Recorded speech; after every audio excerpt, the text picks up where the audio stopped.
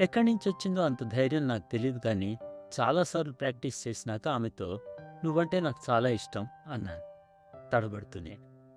ఒక్క క్షణం నా వంక ఆశ్చర్యంగా చూసింది. ఇలాంటి మాటలు నా నుండి ఊహించలేదేమో. కానీ మరుక్షణమే తేరుకుని పక్కున నవ్వింది వెక్కిరిస్తున్నట్టుగా. "ఒకసారి అద్దంలో చూసుకోండి" అని నవ్వుతూ వెనక్కి కూడా తిరగకుండా పరిగెత్తుకుంటూ వెళ్ళిపోయింది. నేను ఒక్కసారిగా కుప్పకూలిపోయాను. అదే మా చివరి సంభాషణ కావచ్చు. ఇంటికెళ్తున్నాను. ఎలా వెళ్తున్నానో అర్థం కావట్లేదు.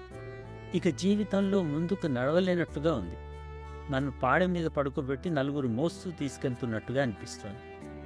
ఎలా ఇంటికి చేరానో తెలియదు. అమ్మ ఏదో అంటోంది. వినిపించుకునే స్థితిలో లేను. నేరుగా వెళ్ళి అద్దం ముందు నిలబడ్డాను.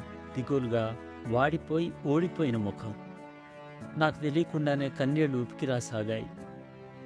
కన్నీళ్లకు ఎవరు చెప్పారో నా ప్రేమ ఫలించలేదని.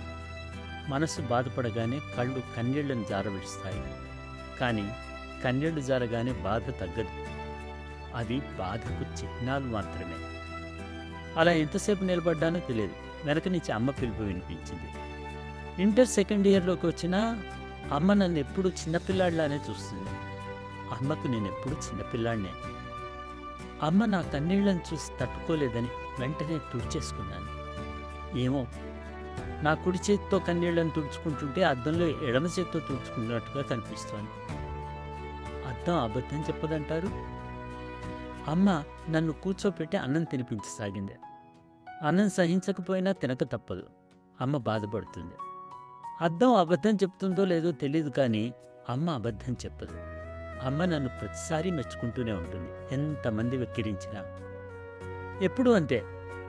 ఒకసారి నేను హై స్కూల్లో ఉన్నప్పుడు క్లాస్లో రాధాకృష్ణ నాటకం వేస్తున్నారు.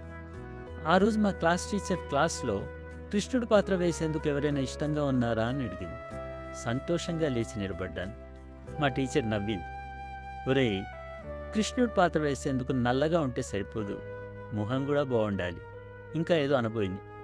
పిల్లలంతా ఒక్కసారిగా పక్కన నవ్వేశారు. టీచర్ అలా నవ్వకూడదని వాళ్ళని వారించింది.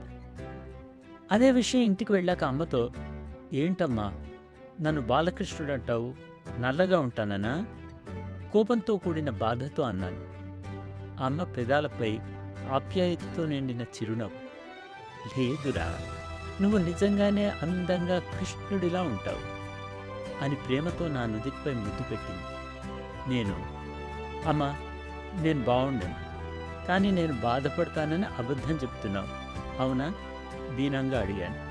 అప్పుడు అమ్మ, ఏరా నేను చెప్తే నమ్మవా? చూస్తోంది. నువ్వు పెద్దయ్యాక నీకు పెళ్ళిళ్ళు వచ్చాక ఏదో ఒకరోజు ఒక అమ్మాయి వచ్చి నీతో నువ్వు బాగుంటావని, నీతో కలిసి ఉంటానని చెప్తుంది. ఇప్పుడు నమ్ముతావే? అమ్మకు నేనెప్పుడూ అందగాడినే. అయినా అమ్మలు అబద్ధాలు చెప్పరు, ముఖ్యంగా తమ పిల్లలతో. అమ్మ కళ్ళలా ప్రపంచపు కళ్ళుంటే ఎంత బాగుండును. అయినా అమ్మ చెప్పినట్టు ఏదో ఒకరోజు అమ్మలాంటి మనసున్న అమ్మాయి నాకు కలుస్తుంది. అమ్మలా నన్ను ప్రేమగా చూసుకుంటుంది. ఆ రోజు ఎప్పుడొస్తుందా అని ఎదురు చూస్తున్నాను. అమ్మ ఆశీర్వాదం ఉంటుందిగా.